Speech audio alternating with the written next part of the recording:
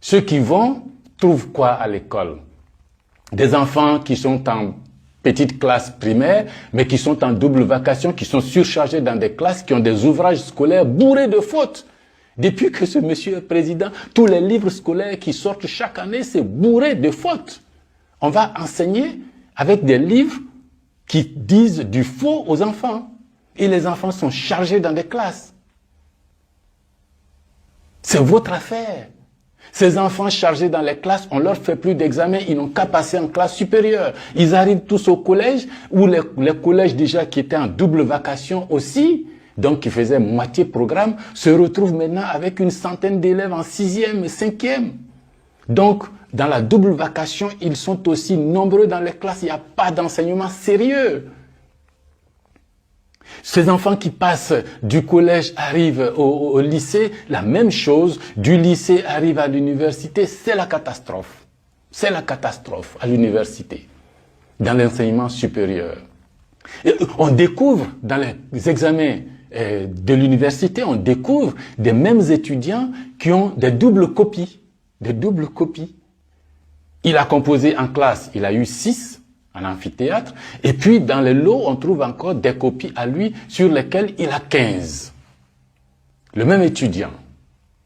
Même en sécurisant les copies avant de donner au correcteur, en mettant des cachets secs là-dessus pour ne pas que le correcteur triche avec l'étudiant pour lui donner des intercalaires supplémentaires ou le faire recomposer, des cachets secs pour certifier que la copie qui est corrigée est bien celle qui est sortie de l'amphi. Des enseignants vont falsifier les cachets secs, tous ces enseignants qu'on a recrutés un peu n'importe comment au primaire, au secondaire, au supérieur, qui ne sont dans l'enseignement que pour avoir un salaire, que pour avoir un revenu de fin de mois, mais qui se foutent complètement de la formation de vos enfants, de la formation de leurs enfants.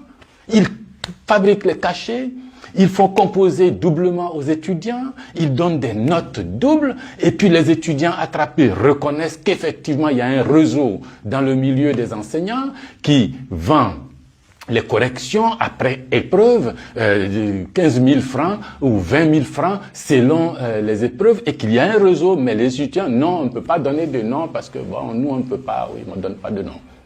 Et ces étudiants trouvent les moyens, comme au bac, lorsqu'on prend les tricheurs, les familles sortent pour aller se plaindre, laissez nos enfants tricher pour avancer, parce que tout le monde triche dans ce pays, du sommet de l'État jusqu'en bas. Pourquoi ce sont nos enfants qui vont en faire les prix? Laissez-nous tranquilles, laissez-nous avancer. Mais vous voyez, il ne s'agit pas d'une affaire d'élection présidentielle. Il s'agit d'une affaire de valeur de notre société. Nous sommes en train de construire avec M. Ouattara progressivement une société de mensonges, une société de tricherie, une société de faux et d'usage de faux. Il sabote complètement notre système scolaire. Si vous sabotez la formation des enfants du CP1 au CM2, du CM2 en terminale, de terminale jusqu'au doctorat, vous avez quoi après dans le pays? Des comptables malhonnêtes, des médecins incompétents, des économistes vauriens, des gestionnaires nuls, des pharmaciens pas formés, des mathématiciens approximatifs, une société approximative, des cadres approximativement formés que nous mettons à la disposition des entreprises qui vont aller avoir une performance mauvaise, qui ne peuvent pas être compétitives et puis qui peuvent même pas grossir et puis recruter davantage pour donner des emplois qualifiés à nos enfants. Et puis le résultat global est là.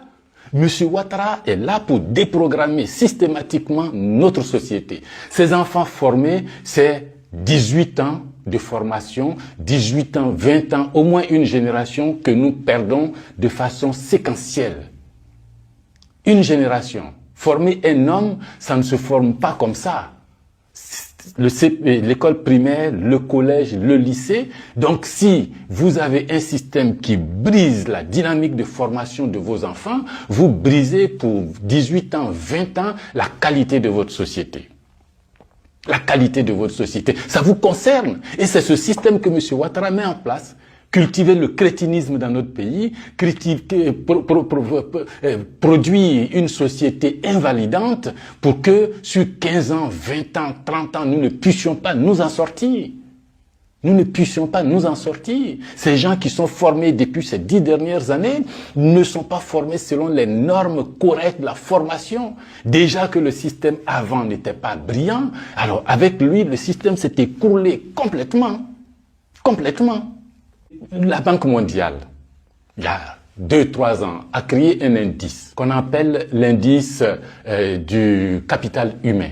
C'est-à-dire qu'on regarde dans une société donnée comment les parents forment les enfants et les enfants qui sont en formation, comment dans 18 ans, 20 ans, ces enfants vont être capables d'être dans une société qui s'occupe bien de ses enfants, de ses ressortissants, de ses populations, une société bien formée, une société de gens compétents, une société de gens bien soignés, bien logés, bien transportés, qui vivent correctement, qui ont des conditions de vie normales, acceptables, bien. Et on mesure cela par le potentiel de productivité, de compétences que la société donne à ses enfants. Et l'indice pour la Côte d'Ivoire dit que le système de formation que nous avons aujourd'hui, de formation, de santé, d'institutions, tout ce que M. Ouattara est en train de saboter, le système qu'on a aujourd'hui ne donnera des enfants qui vont fonctionner, des citoyens qui vont fonctionner à environ 38% de leur potentiel, 38% de leur potentiel. Et la moyenne en Afrique des gens formés et qui vont travailler ne dépasse pas les 40% du potentiel. Nous sommes en dessous de cette moyenne-là. Et l'Afrique est en dessous de la moyenne mondiale. Les pays développés européens, américains vont jusqu'à 71 ou 75% du potentiel des citoyens. Nous sommes à 38%. Voilà pourquoi vous devez vous lever pour dire non, on n'est pas d'accord avec ce type de société d'aujourd'hui et ce que nous promettons pour demain et après-demain. C'est 18 ans, 20 ans. Ce que nous laissons faire aujourd'hui aura des conséquences sur 18 ans, 20 ans. Et comme on a commencé à laisser faire comme ça depuis hier, nous payons aujourd'hui les négligences d'hier.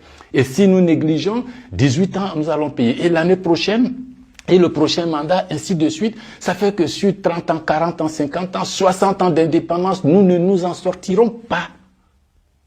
Parce que on est assis et on se dit, le président va tout faire, la communauté internationale va tout faire, les opposants vont tout faire. Non, voilà de bonnes raisons qui devraient vous amener à dire non à cette forfaiture, à dire non. Dans nos CHU, on aura des médecins, bon, à 38% du potentiel. Dans nos magistratures, dans nos tribunaux, on aura des magistrats à 38% de leur potentiel. Dans nos classes, on aura des enseignants à 38% de leur potentiel. Dans nos entreprises, on aura des comptables, des ingénieurs, des techniciens, des secrétaires, des chauffeurs à 38% de leur potentiel. Et puis bon, ce 38% là, je ne sais pas où ça va nous conduire, hein, dans la société que nous avons là. Et même, la Banque mondiale dit, dans la même Côte d'Ivoire, là, il y a ceux qui sont à 36-37%, c'est les gens les plus pauvres. Mais les gens les plus riches arrivent à donner une formation, une éducation à leurs enfants qui les amène jusqu'à 71% dans la catégorie du potentiel des pays développés. Une société très inégalitaire que M.